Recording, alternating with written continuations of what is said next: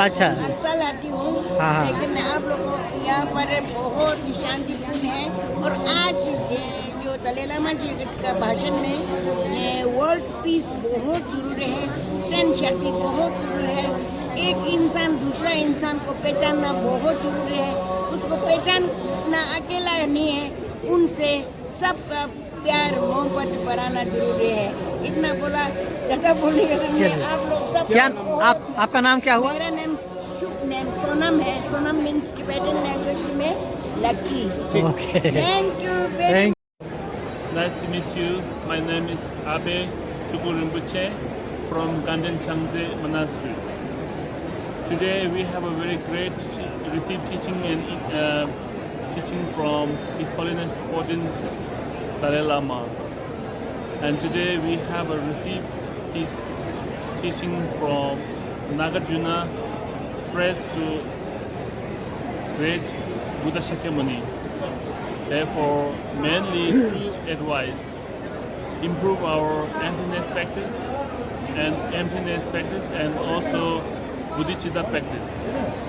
Emptiness is very important for reduce our ignorance and reduce our delusion.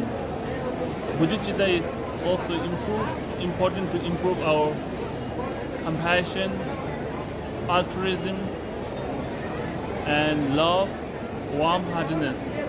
Try to reduce our selfishness, improve our altruism.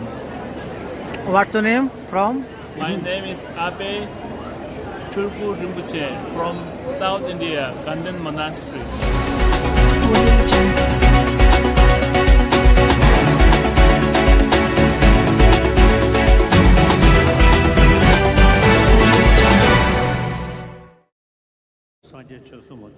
तो जब हम लोग शरण गमन की बात करते हैं या शरण गमन जाते हैं तो इस प्रकार का विचार रखना चाहिए।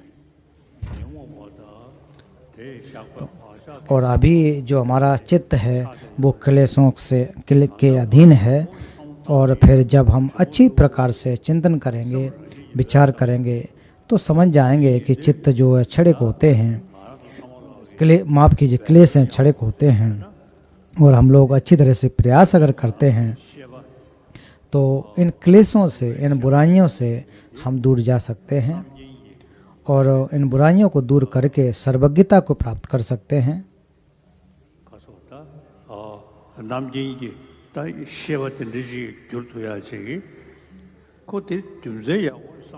आप इनके बारे में अच्छी तरह से विचार करेंगे तो इसको प्राप्त कर सकेंगे। अभी हमारे अंदर जो चित्त है वो एक प्रकार से अविद्या के अधीन है, और इसको हटाने के लिए प्रतिकारियों का अगर उपयोग करेंगे तो धीरे धीरे ये चित्त शुद्ध हो जाता है। क्योंकि चित्त की प्रभास्वरता, चित्त है जो स्वभाव से प्रभास्वर है, प्रकाशवान होता है, और जो अविद्या है वो क्षणिक होती है। उसका अगर हम बार बार अभ्यास करें, इसको हटाने के लिए कोशिश करें, तो निश्चित रूप से हम बुद्धत्व की प्राप्ति कर सकते हैं, बुद्ध सत्यों की तरह प्रज्ञा को पा सकते हैं। तो जो कि हमारा जो क्लेश हैं वो क्षणिक होते हैं और चित्त की स्थिति प्रभास्वर होती है। ये हमें हमेशा ध्यान देना चाहिए।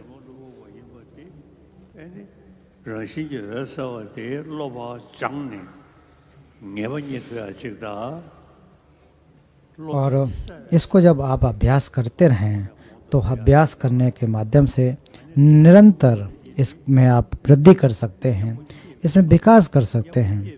और जब प्रतिकारी का उपयोग करेंगे फिर हर रोज़ प्रतिदिन वो क्या होगा, जो हमारे क्लेश हैं वो बड़े से सूक्ष्म होते चले जाएंगे और एक दिन वो समाप्त हो जाएंगे।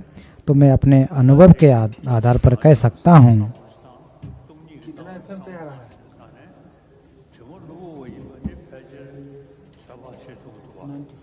कुछ होगा, चल सर्च करते रहिए। शुरू हो गया, जब से चल रहा है।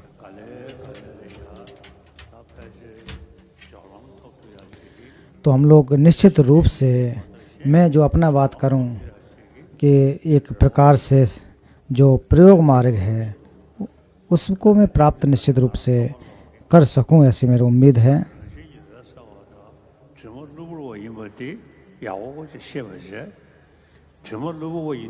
और जो इसलिए क्लेशों को अगर हटाना है तो उसके प्रतिकारियों का हमें उपयोग करने की आवश्यकता है।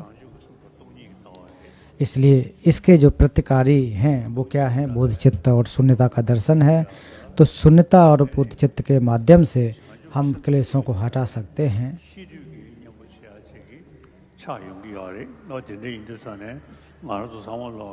इसलिए हम सभी लोगों को शून्यता का दर्शन और बोधचित्त का अभ्यास करना चाहिए। इसके बारे में हर रोज जो अभ्यास करें, चिंतन करें, तो फिर हम भगवान बुद्ध ने जो बुद्धत्व की प्राप्ति की है और जिस प्रकार से उन्होंने बुद्धत्व की प्राप्ति की है हम भी उसको प्राप्त कर सकते हैं। और ऐसा अगर सोचेंगे तो एक आत्मबल पैदा होता है।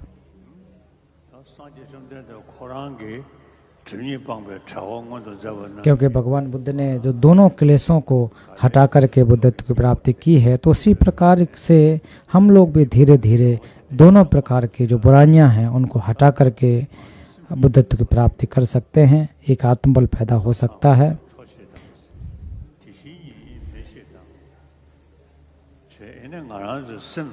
क्योंकि हम लोगों का जो चित्त है जो प्रवासवर के रूप में है और भगवान बुद्ध के जो चित्त हैं जो सब प्रवासवरता है वो एक जैसी है, उसमें अंतर नहीं है, कोई भी अंतर नहीं है। लेकिन हमारे अंदर क्लेश पड़े हैं।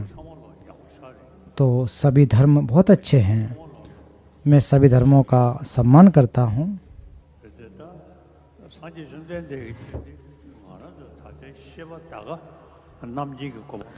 क्योंकि हमारा जो चित्त है यही चित्त बुद्धत्व की प्राप्ति कर सकता है। इसलिए कहा जाता है कि जो हमारा मूल चित्त है वो एक प्रकार से प्रवासुरता के रूप में होता है, प्रकाशवान होता है, स्पष्ट होता है।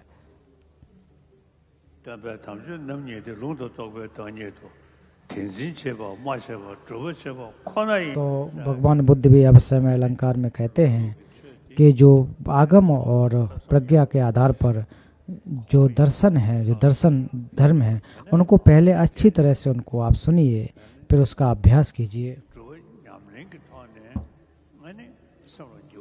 और जब आप अभ्यास करेंगे और अभ्यास करने के माध्यम से ही आपके मन में परिवर्तन आ सकता है।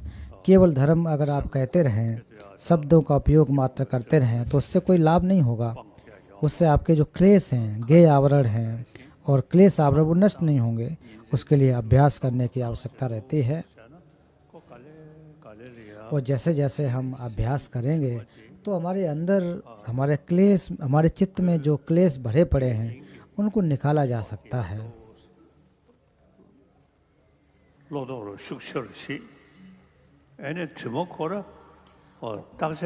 और जब क्लेशों को परीक्षण करेंगे तो उनका कोई आधार नहीं होता है, इसलिए उनको ये कहा गया कि अचानक जैसे, इसलिए कहा जाता है कि उनका कोई आधार नहीं। आधार जब किसी चीज़ का नहीं होगा तो वो टिकती नहीं है। और हम लोग हमेशा प्रार्थना करते हैं कि बुद्धत्व को प्राप्त कर सके। तो प्रार्थना केवल न करके ये कोशिश करना चाहिए जो हमारे क्लेश हैं वो छड़े के हैं, इनको